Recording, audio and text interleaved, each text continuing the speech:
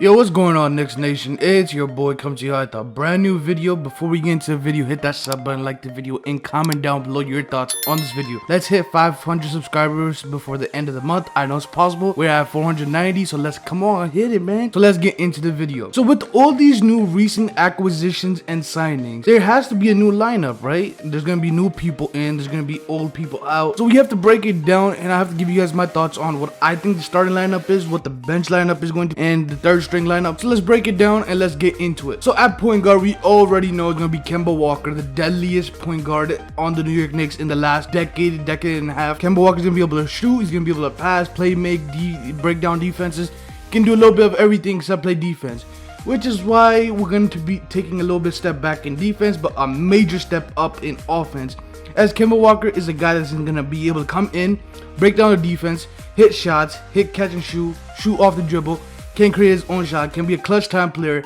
can create for RJ Barrett and Julius Randle, take the pressure off them. Now let's talk about it too. A lot of people are thinking it's going to be RJ Barrett. I think it's going to be Evan Fournier. Evan Fournier really isn't good at defense, but what I want to do with the RJ Barrett, Evan Fournier backcourt is I want them to be intertwined. When we're going up against the best shooting guard in the league, I want RJ Barrett to play it too, whereas Evan Fournier, who's not as good on defense as RJ Barrett, can, take a little bit back row and guard the guy that is not as good in the three, and vice versa. When we're playing a very good three, I want RJ Barrett to guard the three and Evan Fournier the two. So I think there can be a lot of interchangeable between them two, and I really like that fit. Now at power forward, we already know it's going to be Julius Randle, our #1 option, the guy that we have made this entire team around at the time of this season. It's not RJ Barrett's team, it's still Julius Randle's team, and this entire team is based around Julius Randle, so we have to cater to his needs. And our center position is going to be either a mix of Mitchell Robinson or Nerlens Noel. Now when Mitchell Robinson's out, Nerlens Noel is going to take the starting lineup. Injuries are not a factor. Mitchell Robinson is clearly the better player, as he was almost top defender in the league when he was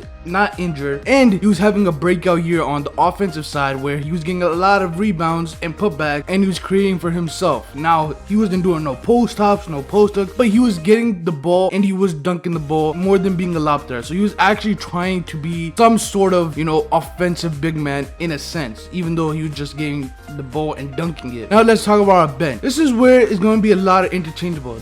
I like the depth on this team because we can have a lot of interchangeable pieces. So at the point guard off the bench, we have Derrick Rose. Now it can also be Emmanuel quickly. They can play the one or they can play the two, and I really like that because Derrick Rose is a guy that can come in and officiate the offense, run it. He can create for others, create for himself, as he was the main guy when it was playoff time to help us lead the New York Knicks to a win. We got one win against Atlanta Hawks, even though we should have gotten more, and Julius Randle and RJ Barrett didn't play well. Derrick Rose was playing well. He took the team and carried it on his back like MVP Derrick Rose. Emmanuel quickly can play the two, but he can also play the one, as we saw in the summer league where he averaged 7.8 assists throughout the 6 games he played in the summer league. So that's a positive to see. I think the New York Knicks are grooming Emmanuel quickly to eventually become the starting point guard and take over the reins from Kemba Walker and Derrick Rose. And I really like that because they're two very dynamic point guards that Emmanuel quickly can learn from. Now let's talk about our three. Our three is going to be Alec Burke. Alec Burke is a two, but he can play the three, can create for himself, he has handles, he is a clutch time player. As last season when we needed clutch time buckets, you give the ball to Alec Burke, let him go to work. And we just need shooters off the bench. As many shooters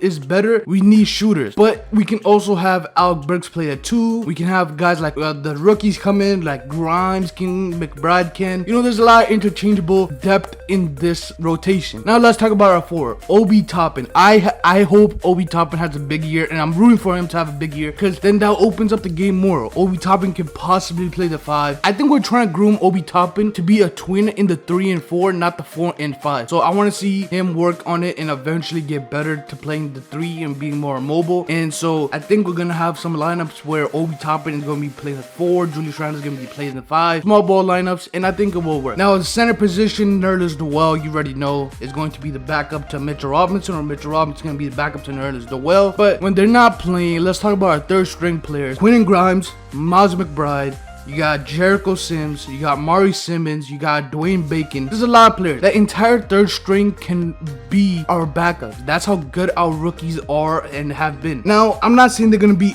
a defensive players of the year in any situation. I'm just saying that the defensive versatility in our third string players is equal to or maybe better than our backup. So that tells you a lot about how deep this New York Knicks team is. That our third string players might have better defense than our backup, but their offense might be worse than our backup. So there's a lot of intertwined ability and changeability that you can have between the backups and the third string, and maybe in some situations the third string players might be able to be starting players. We have to develop them in a way where we can win. So yeah, guys, let me know what you think about my starting lineup. I'll just give you a quick recap. Kemba Walker point guard, Evan Fournier shooting guard, RJ Barrett 3, Julius Randle 4, Mitchell Robinson 5, Derrick Rose is the 6th man, Emmanuel Quickly is the shooting guard 7th man, then you got Alec Burks the 8th man, Obi Toppin is the 9th man or the 4, and then you got Nerlens Noel 10th man or the center, and then you can intertwine him with Jericho Sims, who has been phenomenal in the summer league. Yeah, guys, let me know in the comment section below what you think, and I'll catch you guys in the next one. Peace out, YouTube.